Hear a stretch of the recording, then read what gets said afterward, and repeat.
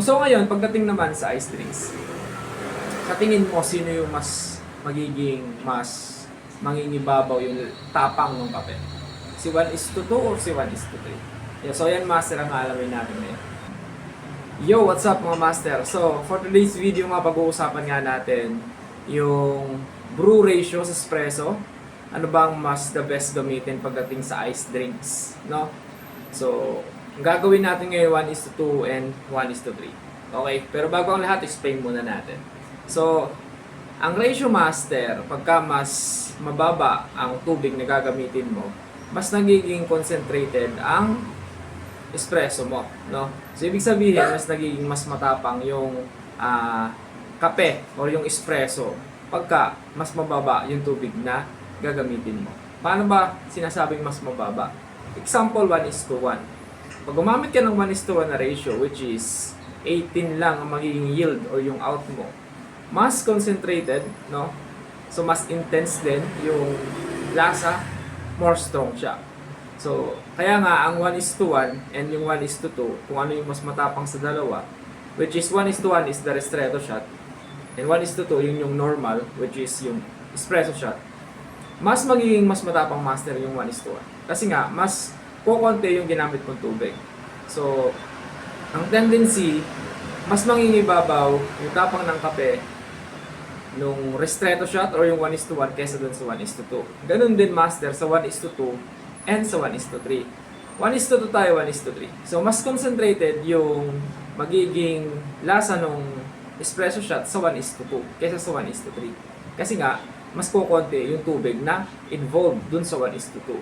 No? Kung sa 1:2 nag-range ng 36, sa 1:3 naman nag-range siya ng 54 yield or yung out. So, mas ano na siya, diluted na sa 1:3 yung espresso shot. It means mas weak na siya kasi mas marami na yung tubig na na-involved. Kesa dun sa 1:2 which is mas concentrated at mas intense yung espresso shot mo. So ngayon, pagdating naman sa ice drinks, sa tingin mo, sino yung mas mangingibabaw yung tapang ng kape? Si 1:2 or si 1:3? Yeah, so yan master ang alamin natin ngayon.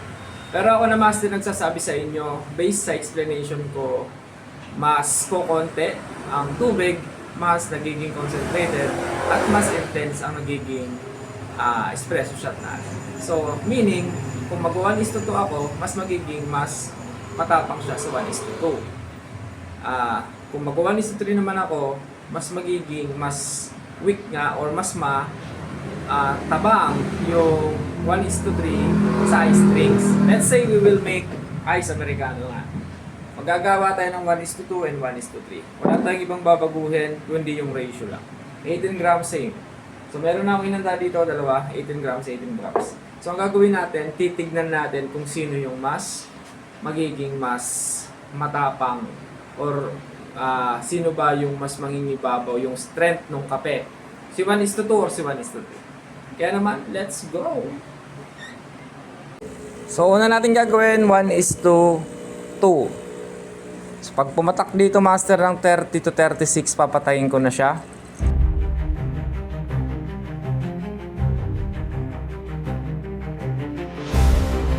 Ayan, 30 na. Dito, 33.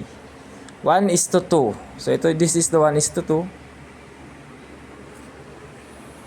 Okay. Si 1:2 to, mamaya ilalagay ko dito si 1:3. Dito natin gagamitin to.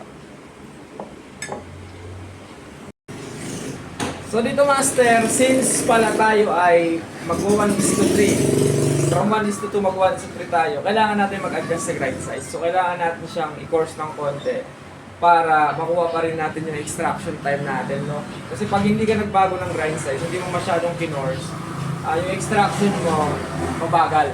So kailangan anuhin mo rin. Kasi pag nagdagdag ka ng extraction ay ng yield, so kailangan ma-reach pa rin natin yung extraction time. So ang ginawa ko, nag-course ako ng konti.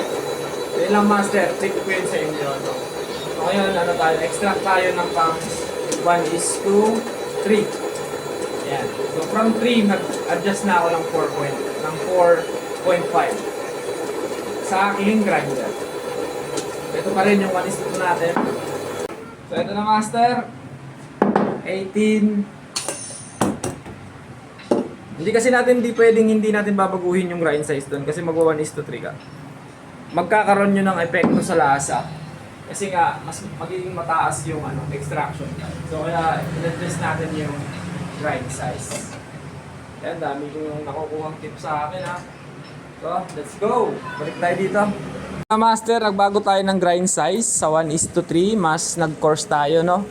So, tingnan natin yung magiging result. Kasi kailangan natin kasing paabutin siya ng mga 50 dito sa yield. 50 to 54. Yan. Kaya kailangan medyo mabilis yung extraction time natin. Kasi pagka yung grind size ng 1:2, pinarehas mo lang sa 1:3, baka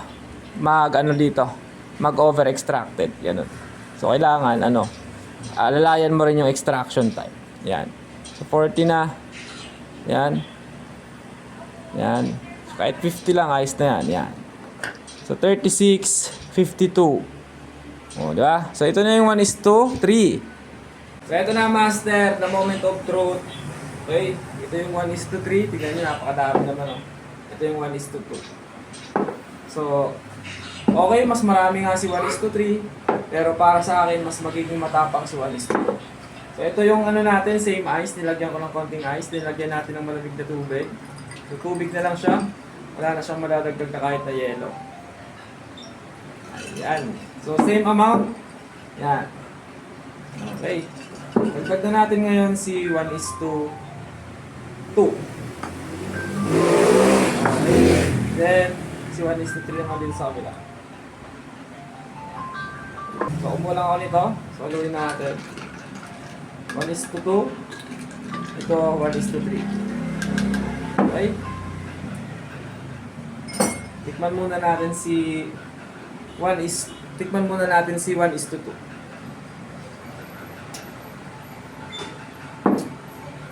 Wow. No? Inom pa yung tubig. Okay, 1:3.